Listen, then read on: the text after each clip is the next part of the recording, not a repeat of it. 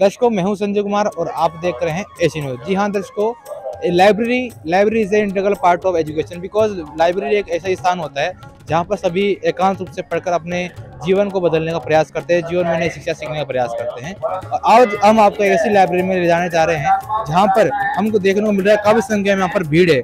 और ये लाइब्रेरी में क्या एक स्थान होता है बिल्कुल साइलेंट होता है, लेकिन ये लाइब्रेरी ऐसी है जहाँ पर लोग उमड़ के आ रहे हैं। ऐसा क्या है इस लाइब्रेरी में खास, बताया जा रहा है कि ये लाइब्रेरी आध्यात्मिक प्रदर्शनी बताई जा रही है जिसके अंदर कोई अलग अलग प्रकार के शास्त्र भी रखे गए हैं, उनके बारे में आपको बताएंगे, लोगों से चर्चा भी करेंगे और जो यहाँ लाइब्रेरी देखने आ रहे हैं उनसे भी आपकी वार्तालाप करवाएंगे कि इनको कैसा रेस्पॉन्स मिल रहा है, कैसी यहाँ की नॉलेज मिल रही है। तो बने रहिए हमारे साथ। जहाँ पर एक आध्यात्मिक प्रदर्शनी लगाई गई है जिसके अंदर आप देख रहे होंगे मेरे बैकग्राउंड में काफी संख्या में लोग यहाँ पर मौजूद है और मेरे लेफ्ट साइड देख रहे होंगे यहाँ पर काफी संख्या में लोग यहाँ पर इस प्रदर्शनी को देखने में रुचि दिखा रहे हैं। अभी हम इन संत रामपाल जी महाराज जी सभी शिष्यों से यहाँ से वार्तालाप करेंगे, किन्हीं व्यक्तियों से हमसे बातचीत करेंगे कि आध्यात्मिक प्रदर्शनी का मेन उद्देश्य क्या है और किसे ये पूर्ण परमात्मा बताना चाह रहे हैं और समाज सुधार के लिए क्या संदेश देना चाहते हैं। तो अभी बने रही है हमारे साथ, हम इन प्रत्येक व्यक्तियों के पास जाएंगे और इनसे चीजें जानेंगे कि अलग अलग प्रकार के स्टॉल किस लिए रखे गए हैं और रखने का क्या उद्देश्य है। अभी हम थोड़ा और आगे चलते हैं तो यहाँ पर एक भाई खड़े हैं, इनसे हम जान लेते हैं कि यहाँ पर किस चीज का ये स्टॉल लगाए हुए हैं। जी नमस्कार सर। सर जी, क्या नाम है आपका? मेरा नाम सर अरविंद दास है। सर कहाँ से हो आप? सर पाली तगतगढ़ गाँव से हूँ। सर आप पाली से हो और अभी तो आप इस स्टॉल पर कौन से ग्रंथ रखे हुए हैं, किस चीज के बारे में बता रहे हैं आप? ये जो हिंदुस्तान में जो अलग अलग पंथ बने हुए हैं उनके ही ग्रंथ है, जैसे कि ये अपने दिल से दिल तक की है, ये कृपाल जी अच्छा से सिरसा वालों की, ये राधा स्वामी जी की, ये संत मत प्रकाश, ये सचखंड की सड़क है और ये अंतर की आवाज़ है। और यहाँ देखे तो ये संत नामदेव ये मराठी में है महाराष्ट्र से। और यहाँ देख सकते हैं अलग अलग ग्रंथ पड़े हुए हैं अलग अलग पंथ की। तो जैसा कि दर्शकों अभी इन्होंने बताया कि जितने भी पहले संत जो पूर्ण संत हुए थे, पूर्ण संतों की जो पहचान बताई गई थी, उनकी जो पुस्तकें थी उन पुस्तकों को यहाँ पर स्टॉल में रखा गया है। हम थोड़ा और आगे चलते हैं तो यहाँ पर एक और व्यक्ति यहाँ पर एक पुस्तक का स्टॉल लगाए हुए हैं, इनसे भी हम जान लेते हैं कि इस स्टॉल पर इनको क्या अवेलेबल है, कौन सी पुस्तक अवेलेबल है। जी नमस्कार सर। नमस्कार सर, क्या नाम है आपका? गोविंद दास। सर अभी हमने थोड़ी देर पहले एक स्टॉल पे गए थे, उन्होंने बताया कि यहाँ संतों के द्वारा लिखित पुस्तकें थी, तो अभी यहाँ पे स्टॉल पे कौन सी पुस्तकें अवेलेबल है? यहाँ पे ज्ञान गंगा है, जीने की राय है, गीता तेरा ज्ञान अमृत है और चश्मुख खंड संदेश है। सब तरह की यहाँ की पुस्तक बहुत सारी है। ये कौन से संत की है, ये किस संत के द्वारा लिखित है? ये संत रामपाल जी के द्वारा लिखी हुई है पुस्तकें सब, और हमारे गुरुजी संत रामपाल जी पूरे विश्व को ज्ञान बता रहे हैं। ये पुस्तकों में लिखा है वही ज्ञान बता रहे हैं।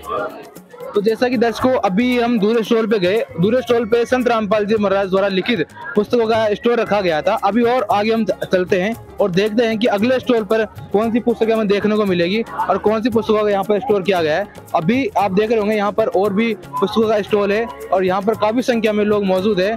हम इन लोगों में किन्हीं एक से भी जानने का प्रयास करेंगे कि ये कहाँ किस लिए यहाँ पर आए हुए हैं और यहाँ आने का क्या उद्देश्य है। जी नमस्कार सर। सर क्या नाम है आपका? घनश्याम दास। सर कहाँ से हो आप? भिलवाड़ा से। आप भिलवाड़ा से हो और अभी आप आध्यात्मिक प्रदर्शनी में ये पुस्तक पढ़ रहे हो, तो इस पुस्तक में आपको ऐसा क्या देखने को मिला जो आप रुचि दिखा रहे हो? इसमें गुरु जी का ज्ञान है, संत रामपाल जी महाराज ज्ञान बता रखा है इसमें जो देख रहे हैं। कौन कौन से शास्त्र रखे हुए हैं यहाँ पर? मार्कंडेय पुराण है, गरुड़ पुराण है, श्री देवी भागवत है, सब शास्त्र है, चारों वेद है। ठीक है सर, धन्यवाद आप। धन्यवाद। तो जैसा कि दर्शकों अभी आपने देखा कि जो यहाँ से बाहर से लोग जो आए हुए थे उन्होंने किन्हीं एक से हमने जानकारी ली, उन्होंने बताया कि हम यहाँ पर संत रामपाल जी महाराज जो शास्त्र बताते हैं उन शास्त्रों को हम देखने आए कि यहाँ वास्तव में वो जो बताते हैं वो सत्य है। उन्होंने मार्कंडेय पुराण का भी जिक्र किया जो कि हिंदू धर्म में सर्वाधिक प्रसिद्ध है और साथ ही में एक और यहाँ पर स्टॉल लगाए हुए एक व्यक्ति बैठे हुए, इनसे भी हम जान लेते हैं यहाँ पर किस लिए ये स्टॉल लगाए हुए हैं। नमस्कार सर। सर क्या नाम है आपका? अशोक दास। सर कहाँ से हो आप? दिवाली अलवद। आप जो ये स्टॉल लगाए हुए हो किस चीज का स्टॉल है आपका? क्योंकि हमने 3 राउंड काट चुके हैं, तीनों स्टॉल पर अलग अलग पुस्तकें हैं, अलग अलग संतों की पुस्तकें हैं। इस स्टॉल पे कौन सी चीजें हैं? इसमें प्रूफ दिखाया गया है, इसमें क्या इन किताबों में जो सत्यता दिखाई गई है, जो हमारे गुरुजी बताते हैं उनकी सत्यता दिखाई गई है। सर आप ये बता सकते हैं कि कौन कौन सी पुस्तकें रखी हुई है यहाँ पर आपके स्टॉल पे? हाँ, भगवत गीता है, महादेव पुराण है और बहुत सारी किताबें हैं, बहुत सारी बुकें हैं। एक कुछ प्रश्न हम आपसे जानना चाहते हैं कि यहाँ पर काफी संख्या में लोग यहाँ पर आ रहे हैं, गिनती नहीं है, भी बहुत सारे लोग दिखाई भी दे रहे हैं, तो यहाँ बढ़ बढ़कर इनका आया आना, रुचि दिखाना क्या प्रदर्शित करता है? क्या समाज सुधर रहा है इन पुस्तकों पढ़ने से? हाँ, समाज में प्रभाव पड़ रहा है, अच्छाई की तरफ चल रहा है समाज। और आपका ये कहना है कि संत रामपाल जी महाराज जो ज्ञान बताते हैं उसके माध्यम से समाज सुधर रहा है। हाँ, समाज सुधर रहा है। तो जैसा कि दर्शकों अभी एक और व्यक्ति थे जिनसे हमने जाना कि जो संत रामपाल जी महाराज जो शास्त्र बताते हैं, जो ज्ञान बताते हैं, उससे कहीं ना कहीं समाज में सुधार आ रहा है। अभी और हम और आगे चलते हैं, क्योंकि अभी हमने 4 व्यक्तियों से जान चुके हैं कि यहाँ पर किस चीज की पुस्तक है, किस चीज का स्टोर है। अभी एक और महिला यहाँ पर हमको देखने को मिल रही है जो इन महिलाओं को कुछ पुस्तक के बारे में बताना चाह रही है। अभी इनसे भी हम जान लेते हैं कि इन पुस्तकों में क्या है। जी नमस्कार मैम। सर साहेब, क्या नाम है आपका?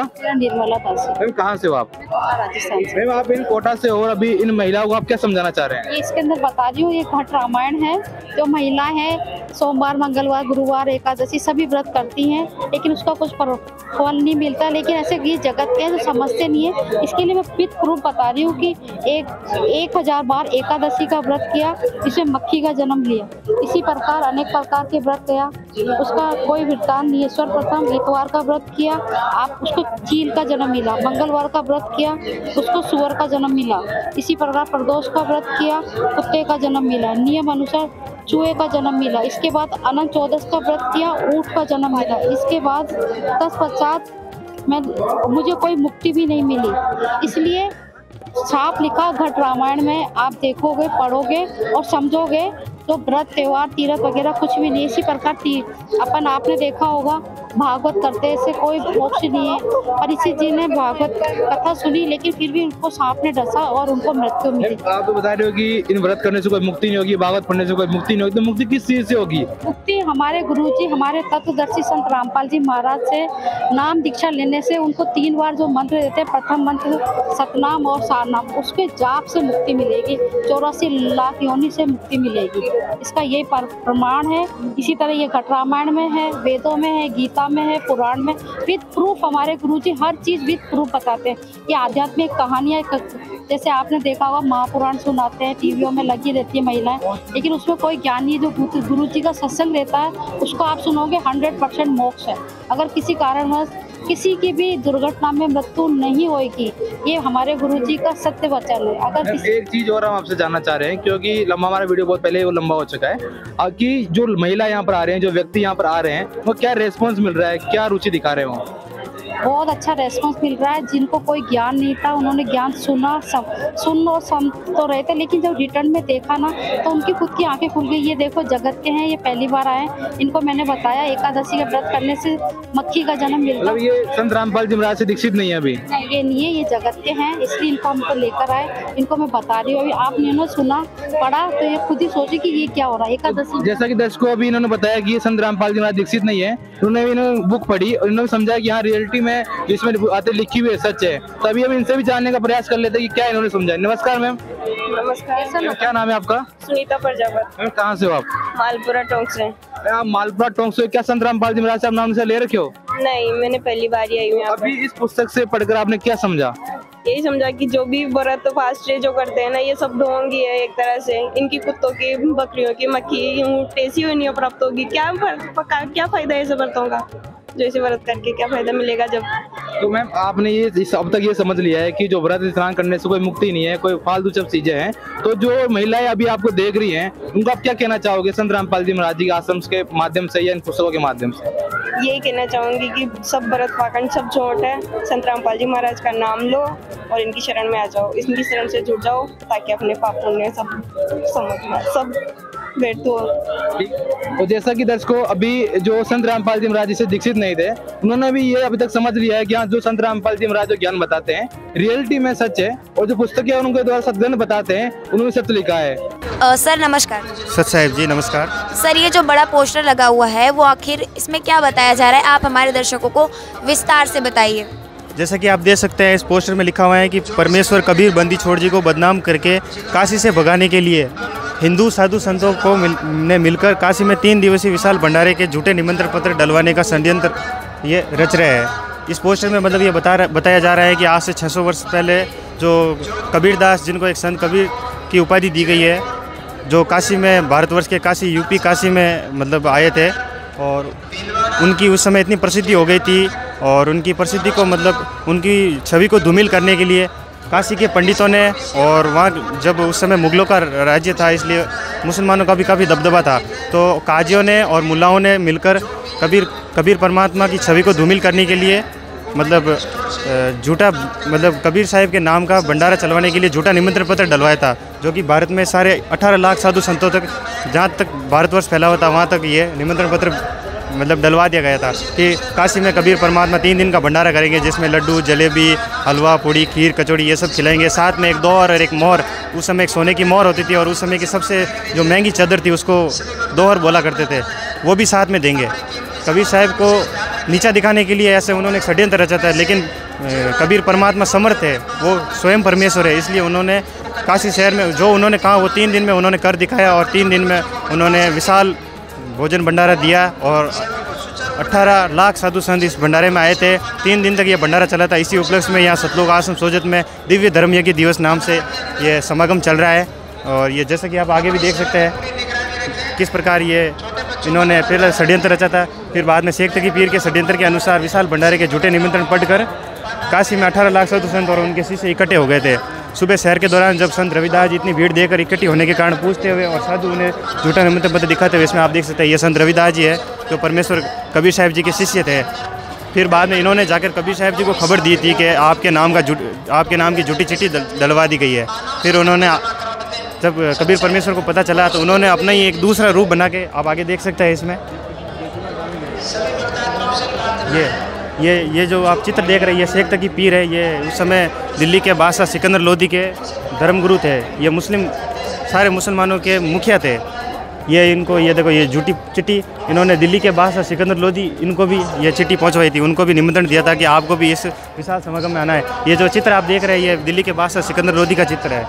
इनको भी ये चिट्ठी पढ़ के सुनाई थी कि आपको भी इस भंडारे में शामिल होना है। फिर इसके बाद परमात्मा ने जैसा कि आप देख सकते हैं एक और पोस्टर है, इसमें बिना सिंगों के बैल के बारे में कुछ बताया जा रहा है। इसमें एक वाणी लिखी हुई थी, अनंत कोटि बालद सजी तास लई 9 लाख दास गरीब केशव कला एक पलकपुर जाग। फिर जैसा कि परमेश्वर कबीर जी के नाम से झूठी चिट्ठी डलवा दी गई थी, तो उन्होंने अपनी समर्थता का परिचय देते हुए वहीं झोंपड़ी में बैठे हुए अपना एक दूसरा रूप बनाया और अपने निज धाम सतलोक शास्त्र स्थान जो पृथ्वी से 16 संघ कोस की किलोमीटर की दूरी पर है, वहाँ जाकर के 9 लाख वहाँ के हंस आत्माओं को आदेश दिया कि भोजन भंडारा लेकर चलिए, एक छोटा सा भंडारा करना है पृथ्वी पर। तो वहाँ के हंस आत्माओं ने 9 लाख बैल और उन्हीं के साथ कुछ सेवक भी आए थे। उस पर जो भी उस निमंत्रण पत्र में लिखा था, जो भी भोजन था वो सारा पका पकाया भोजन इसमें भर के बैलों में बोरों में भर के लाए थे और अपने पृथ्वी पर आके उतरे थे। और पृथ्वी पर काशी शहर में चौपड़ के बाज़ार में 3 दिन तक विशाल भंडारा हुआ था, जिसमें भारतवर्ष के सारे साधु संत 18 लाख साधु संत 3 दिन तक लगातार दिन रात वो भंडारा चला था।